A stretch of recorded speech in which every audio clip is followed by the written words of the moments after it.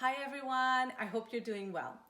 Today I wanted to talk about all the different parts of ourselves that we have had to face during this pandemic or isolation time. I don't know how much you can relate to the fact that I've had to face a lot of different parts of myself. And what I mean by that is there's different aspects of me, there's different parts to us. And I myself can share with you that I've had to face all those parts. I've had to face angry Sally that sometimes just wakes up agitated and frustrated and I can feel the tightness. I've had to face fearful Sally, the one who wakes up with anxiety in the middle of the night wanting my husband to take my temperature because I think I have COVID. I've had to face sadness for the situation my family and my children are in, but also a global sadness for the way the world is right now. I've also had to face a lot of overwhelm.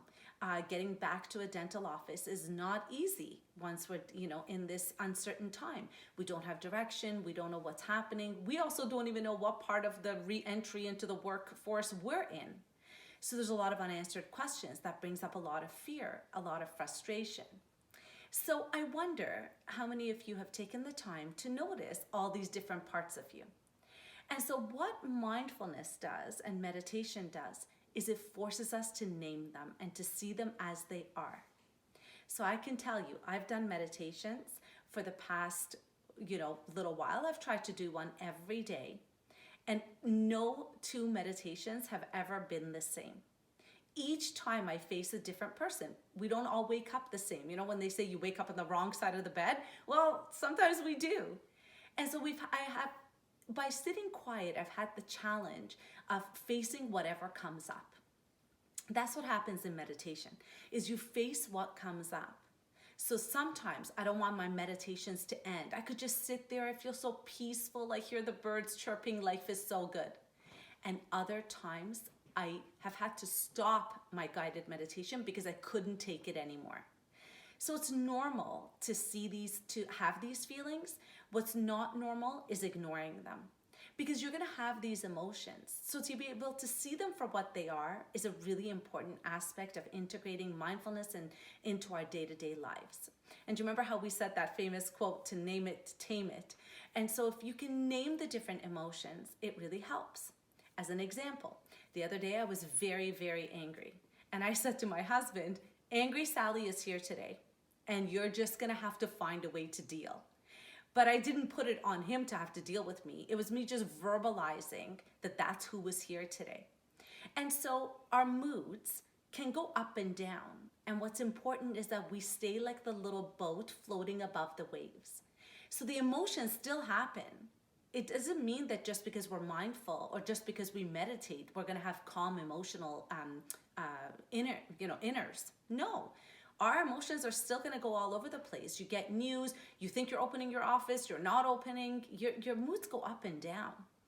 But the key is to see them as they happen, because once you name it, the control then comes in your hands. So the day might still play out the way it was going to, but now that there's awareness of it, it actually allows us to tame those feelings a little bit easier. So if you want to practice a little bit of meditation with this or a little bit of calming with this, the best thing to do, which is a very basic premise of meditation, is to just sit and to see all the feelings that come up and then to name them. Most of the time it's thinking. So you'll just sit, thoughts will come, thinking, name them, and then let them go. Anger will come up. Or this morning for me, pain in my left shoulder. That's all I could feel for the longest time. It's like pain, take a breath, pain is still there, take a breath.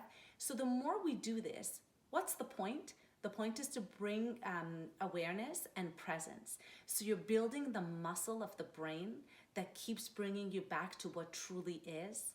And that's what it means to be mindful and present in your life, is to be aware and alert into your day-to-day. And not all of them are painful, like pain in my shoulder. Some of the things in our life are so joyful. So the more you practice being present, the more you're present to all the amazing and difficult things in your life, but then you're really living in the now, because that's all you have. Thank you so much, and I'll see you tomorrow.